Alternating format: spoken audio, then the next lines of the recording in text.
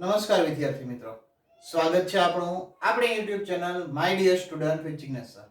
આપણે ધોરણ 12 આંકડાશાસ્ત્ર ભાગ 2 પ્રકરણ નંબર 2 યાદચ્છિક ચલ અને અસતત સંભાવના વિતરણ જે છે એનો અભ્યાસ કરી રહ્યા છીએ. સ્વાધ્યાય 2.2 અને સ્વાધ્યાય 2 સ્વાધ્યાય 2 ની અંદર સેક્શન ડી એના દાખલા નંબર 8 અને 9 નો અભ્યાસ આજે આપણે કરવા જઈ રહ્યા છીએ. તો દાખલા નંબર 8 અને 9 માં શું વસ્તુ છે? તો એક દ્વિપદી વિતરણનો મધ્યક અને વિચરણ અનુક્રમે બે વસ્તુ આપી છે, મધ્યક અને વિચરણ અનુક્રમે 2 અને 6 ના છેદમાં 5 છે.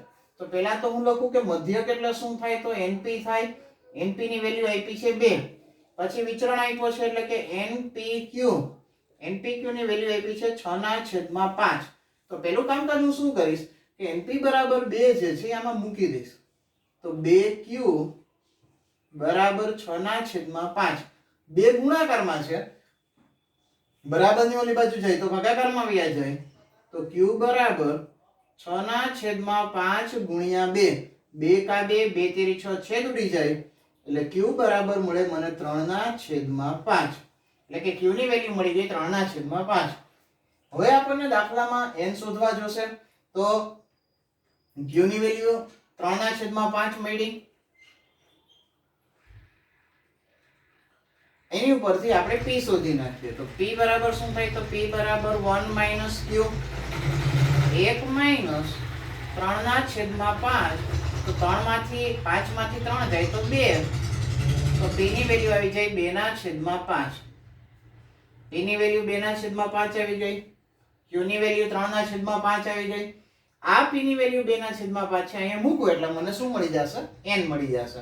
તો અહીંયા n જે છે p ની વેલ્યુ કેટલી મળી છે? 2 ના છેદમાં 5 બરાબર 2.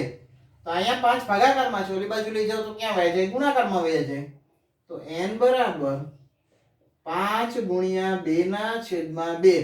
તો 2 2 ઉડાડી દો. n ની વેલ્યુ કેટલી મળી ગઈ? 5 મળી ગઈ. n q અને p ત્રણે ત્રણ વસ્તુ આપણને મળી ગઈ છે. હવે આપણને p1 અને p2 શોધવાના કીધા છે. તો આપણે પહેલા સૂત્ર લખીએ એકવાર કે p of x બરાબર ncx into p ની x ઘાત q ની n minus x ઘાત. તો n એટલે કેટલા છે? મારી પાસે 5 છે. તો 5c1, કારણ કે મારે શોધવાના શું કીધા છે? p1. 5c1 p. તો p ની વેલ્યુ છે 2 ના છેદમાં 5. તો 2 ના છેદમાં 5 ની ઉપર 1 ઘાત. q એટલે કેટલા છે? 3. 3 ના છેદમાં 5 ની ઉપર 5 minus 1. 5c1 ની વેલ્યુ થઈ જાય 5 ગુણ્યા 2 ના છેદમાં 5 ગુણ્યા 3 ની 4 ઘાત કરો. 3 તેરી 9 તેરી 27 તેરી 81. અહીંયા આવી જાય 81. અને 5 ની 4 ઘાત કરો તો 5 પચું પચું 25, 25 પંચા 125, 125 પંચા 625. અહીંયા 5 5 ઉડી ગયા. 81 દુ કેટલા થઈ જાય? 162. તો જવાબ આવી જાય 162 ના છેદમાં 625. ત્યાર પછી p of 2 શોધવાના કીધા છે આપણને. આપણે p of 2 લખી નાખીએ કે p of 2 બરાબર 5c2 2 ના છેદમાં 5 ની ઉપર 2 ઘાત 3 ના છેદમાં 5 ની ઉપર 5 minus 2 ઘાત. 5c2 ની વેલ્યુ કેટલી થઈ જાય? 10 ગુણ્યા 2 નો વર્ગ 4, 5 નો વર્ગ કેટલો થઈ જાય? 25 ગુણ્યા 3 તેરી 9 તેરી 27. 27 ના છેદમાં 125. અહીં છેદ ઉડાડવા હોય તો ઉડાડી દો. 2 પંચા 10, 5 દુ 10 અને પચું પચું 125. હવે અહીંયા ગુણાકાર કરી નાખો તો 2 ચોકું 8 થઈ જાય. 27 ગુણ્યા 8 કરો. 27 છે એને ગુણ્યા 8 કરી નાખો તો 8 + 7 = 56 નો છગડો વધી ચડી 5. 8 દુ 16 ને 5 21. તો 216 ના છેદમાં 625. આપણા બે જવાબ p of 1 અને p of 2 મળી જાય. ખાસ યાદ રાખવાનું, મધ્યક અને વિચરણ ઉપરથી પહેલું કામકાજ કરવું પડે. n p અને q ત્રણે મેળવવાના અને ત્યાર પછી જ જે છે તમે તમારો દાખલો ગણી શકો છો. એમ ડાયરેક્ટ દાખલો ગણી શકાતો નથી. બીજી રકમ આપી છે. એક સફરજનના બોક્સમાં 10% સફરજન બગડેલા છે. હવે 10% સફરજન બગડેલા છે પહેલા એ લખું કે બગડેલા સફરજન 10% છે તો 10/100 મીંડું ઉડાડી દો એટલે કેટલા થઈ જાય? 1/10 થઈ જાય. બરોબર, તો 1/10 જે છે એ આપણી શું થઈ જાય? સફળતા થઈ જાય. એટલે અહીંયા લખી નાખું P, એટલે કે P બરાબર મળી ગયા મને 1/10. બોક્સમાંથી યાદચ્છિક રીતે પુરવણી સહિત પસંદ કરેલા 6 સફરજનમાંથી અડધા સફરજન બગડેલા નીકળે છે.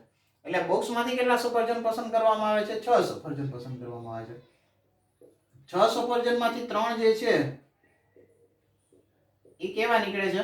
બગડેલા નીકળે છે. હવે 6 સફરજનમાંથી 3 સફરજન બગડેલા નીકળે છે તો એની સંભાવના શોધો, આવું આપણને કીધું છે. તો અહીંયા n બરાબર 6 થઈ જાય, x બરાબર 3 થઈ જાય, p બરાબર 1/10 આપ્યા છે તો q બરાબર શું થાય? તો 1 - p, 1 - 1/10. તો જવાબ શું આવી જાય? 9/10. એટલે કે p ની વેલ્યુ મળી ગઈ, n ની વેલ્યુ મળી ગઈ, x ની વેલ્યુ મળી ગઈ અને q ની વેલ્યુ મળી ગઈ. બધી વેલ્યુ મળી જાય. હવે આપણે એની સંભાવના શોધી નાખીએ. તો પહેલા સૂત્ર લખવાનું. તો આપણું સૂત્ર શું છે? તો p of x બરાબર ncx into p ની x ઘાત q ની n minus x ઘાત. તો n એટલે કેટલા છે મારી પાસે? દાખલામાં 6 છે તો 6c3, 6 માંથી 3 એટલે 6c3. p ની ઘાત કરવાની છે તો p ની કેટલી છે? 1/10. એની ઉપર 3 ઘાત.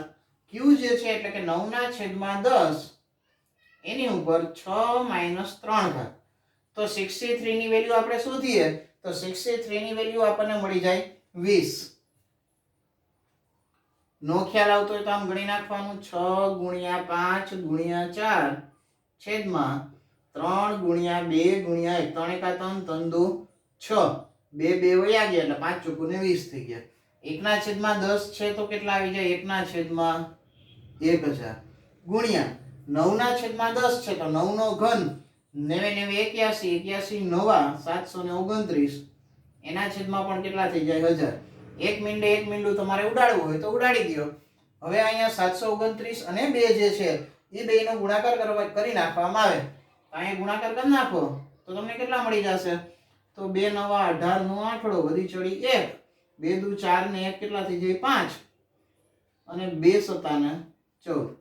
1458 ના છેદમાં 1000, પાછળ 2 મીંડા 1 2 3 4, એક મીંડું બચે છે એટલે જવાબ થઈ જાય 0.01458.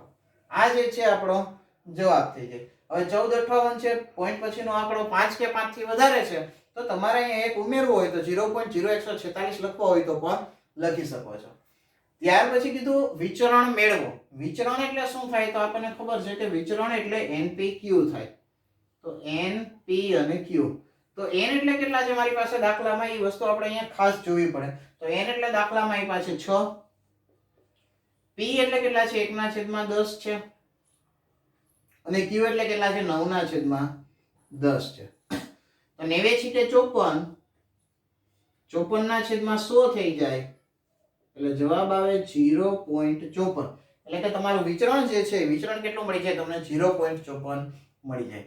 તો થોડાક ગણતરીની દ્રષ્ટિએ અઘરા દાખલાને આ વખતે ઇમ્પોર્ટન્ટ ને લિસ્ટમાં કદાચ મૂકવા હોય તો પણ મૂકી શકાય. બે દાખલાઓને ખાસ સારું વેઇટેજ ધરાવે છે તો ખૂબ જ સરસ રીતે પહેલા એકવાર જોઈ લેજો, પછી ગણતા જાજો અને જોતા જાજો, પછી મોઢે ગણજો.